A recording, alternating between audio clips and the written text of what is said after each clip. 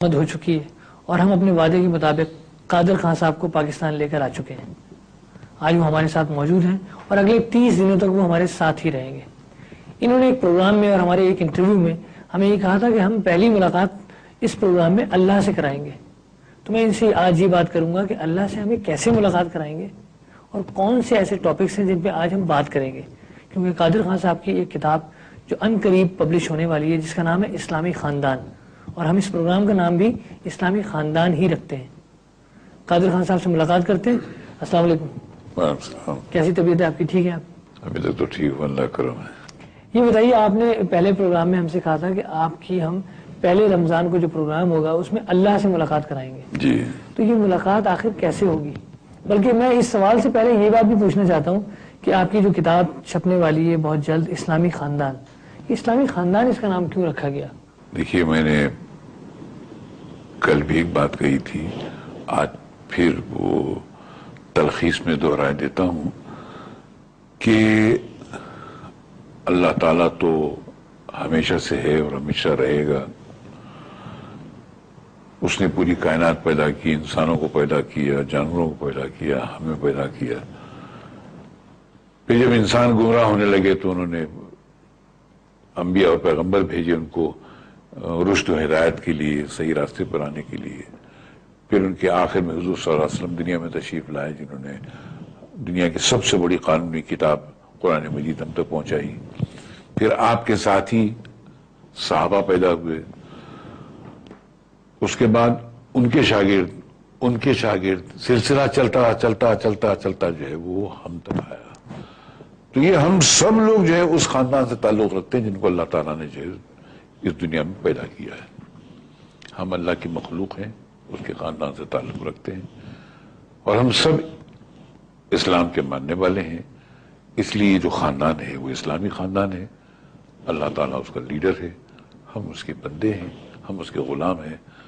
تو اس مالک اور غلاموں کا پورا جو پریوار ہے، خاندان ہے، اس کا نام میں نے اسلامی خاندان رکھا ہے۔ تو یہ کتاب اب تک چھپی نہیں ہے، تو اس کتاب کو چھاپنے کی ذمہ داری میں آپ کے اور آپ کے چینل کے حوالے کرتا ہوں، آپ کے دامن میں ڈالتا ہوں۔ یہ آپ چھپائیے، مسلمانوں تک پہنچائیے اس کو، اور ثواب کمائیے، تھوڑا سا ثواب غریب کو بھی دے دیجیے گا۔ اس کو نہ صرف چھاپنا بلکہ عام کرنا بھی ہماری ذمہ داری ہے، اور ہم اس کو بخوبی کریں گے۔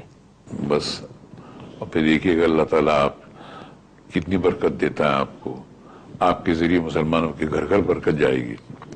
چلیے، پہلے اللہ تعالیٰ سے آپ نے کہا نا ملاقات کیسے کریں؟ اللہ تعالیٰ کے ناموں کو جاننا، اس کے بارے میں جاننا ہی اس کی ملاقات ہے۔ سر،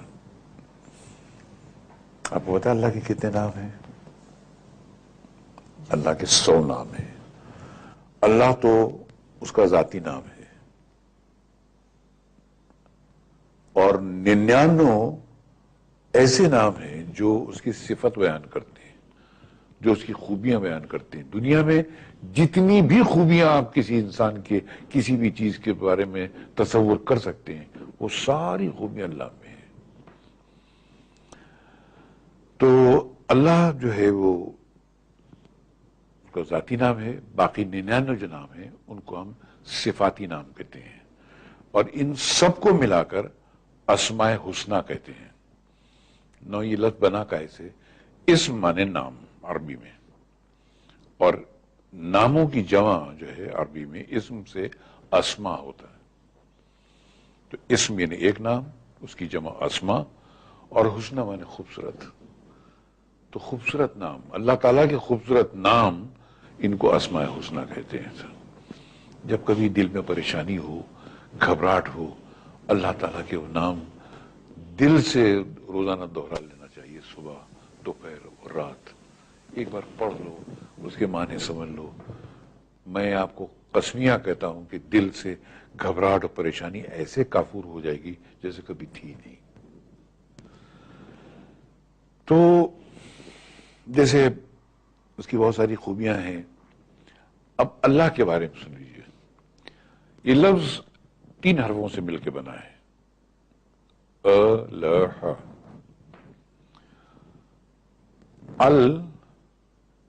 لا، ایک ہے ال اور دوسرا لہو۔ اگر ہم ال نکال دیں تو لہو بچتا ہے. لہو، ل منے واسطے، ہو منے اس کے واسطے، ان اللہ کے واسطے. یعنی اس دنیا میں جو کچھ بھی ہے وہ صرف اللہ کے واسطے ہے. ہم، آپ، زمین، سورج، چاند، تارے، سب کچھ اللہ کے. پوری کائنات. یس. اور اگر ل بھی نکال دیں تو ہو بچتا ہے. ہو منے وہ، یہ اللہ تعالی. تو لفظ اللہ کی خوبی یہ ہے کہ اگر آپ اس میں سے ال نکال دیں تو لہو بچتا ہے، یعنی سب کچھ اس کا ہے. ہو، ل نکال دیں تو ہو کے معنی بھی وہ ہے کہ صرف وہ اللہ تعالی. تو یہ اس کے نام کی خوبی ہے. اس کے بعد ہم چلتے ہیں ان ناموں پر جو اللہ کے صفاتی نام ہیں. ویسے 8 صفاتی نام جو ہے وہ بہت مشہور ہیں، اور وہ ہیں الملک، قدوس، السلام، المؤمن، المحیمن، العزیز، الجبار، المتکبر. ناظرین بریک لیتے ہیں اور بریک کے بعد آپ سے دوبارہ ملتے ہیں.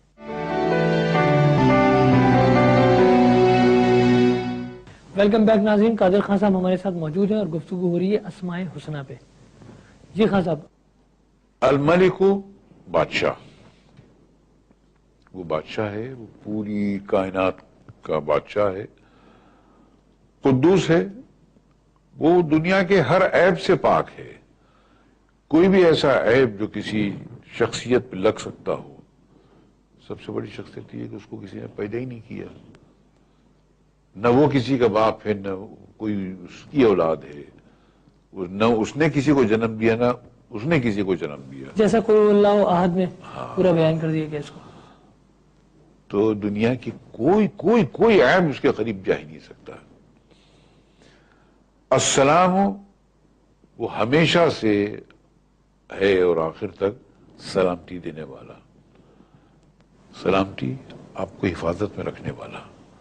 آپ اس کا نام صرف السلام والسلام والسلام کرتے رہے. اے میرے مالک تو مجھے سلامتی سے رکھ، تو وہ ہمیشہ آپ کو اپنے گھیرے میں رکھے گا. سلامتی کے ایک ایسے گھیرے میں، قلعے میں آپ کو رکھے گا جس پر مصیبت آ ہی نہیں سکتی ہے. مگر اس کو بولنے کے لیے دل سے بولنا بہت ضروری ہے. اس میں دل شامل ہونا چاہیے. یعنی پیس. جی، ضروری ہے، اس میں دل شامل ہونا چاہیے. یعنی پیس. جی. پھر المؤمن، دل کو یقین عطا کرنے والا، ایمان عطا کرنے والا. ایمان کا مطلب مکمل یقین. آپ اس کا نام لیں تو وہ آپ کو مکمل یقین پیدا کرتا ہے. ہر چیز میں مکمل یقین. آپ اسلام لاتے ہیں اس کا بھی مکمل یقین، کسی کام میں جاتے ہیں اس کا بھی مکمل یقین کہ میں یہ کام کروں گا، وہ اللہ کرائے گا آپ سے. اور یہ خوبی اس نام کے اندر ہے.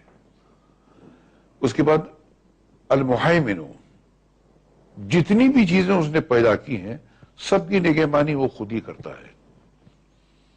لیکن کسی نے اس سے نگہبانی مانگی ہی نہیں، وہ مانگنا پڑتا ہے.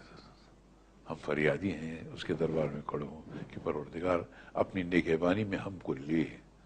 اور جب آپ بولیں تو آپ کی زبان نہیں، آپ کا دماغ اور آپ کا دل، آپ کا رواں یہ کہہ رہا ہو کہ دنیا کی کوئی طاقت آپ کو تنگ نہیں کر سکتی ہے.